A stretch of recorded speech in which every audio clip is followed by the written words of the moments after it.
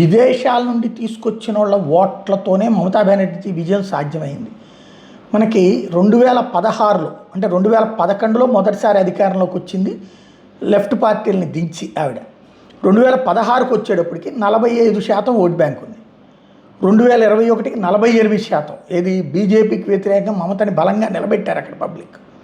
కానీ అహంకారంతో పాటు ఎవరిని పట్టించుకోకపోవడం, మహిళలకే అన్యాయం జరుగుతుంది. మహిళలు 7 దాటితే రోడ్డు మీదకి రాలేని పరిస్థితి బెంగాల్లోని అనేక ప్రాంతాల్లో వచ్చింది.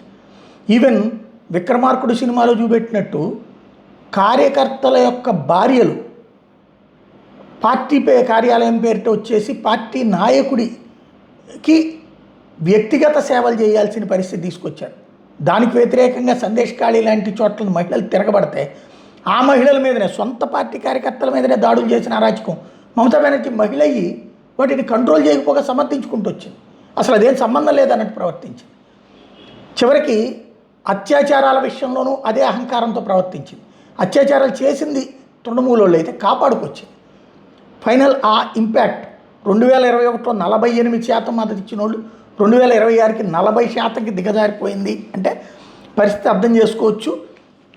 కేడర్ ఊర్ల మీద పడి దోచుకు తింటే చూస్తా ఊరుకోవడంతో పాటు వాళ్ళని ప్రోత్సహించుకొచ్చిన పాపం వెంటాడి